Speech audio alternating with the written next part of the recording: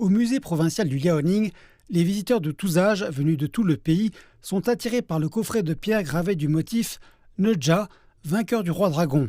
De nombreux visiteurs souhaitent le voir après avoir visionné le film.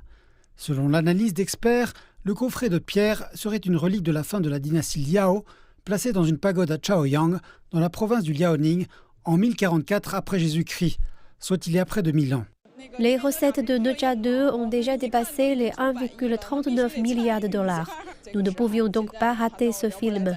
Le coffret de pierre étant actuellement exposé, nous avons décidé de venir voir la plus ancienne représentation de Ne-Zha, afin d'explorer ses liens ou ses différences avec l'image du personnage dans le film d'animation.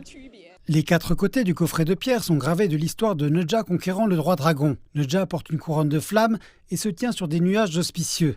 Le roi dragon est représenté en train de fuir, paniqué, regardant en arrière la bouche ouverte, sa patte arrière déjà touchée par une flèche, tandis qu'une autre flèche se dirige vers son abdomen. 8 petits dragons le suivent de près, créant une scène vivante et dynamique.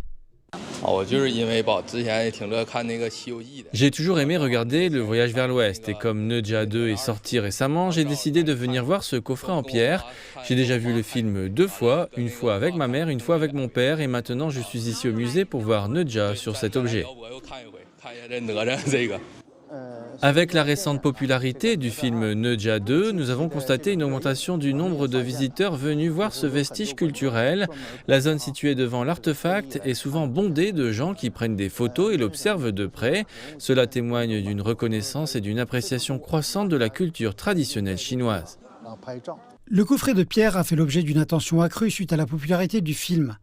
Au-delà du musée, le succès du film a également stimulé la consommation touristique dans toute la Chine, insufflant de la vitalité au marché du tourisme culturel du pays. Pendant les 8 jours de vacances de la fête du printemps, la province du Liaoning a reçu plus de 53 millions de visites de touristes, soit une augmentation de 30,57% en glissement annuel.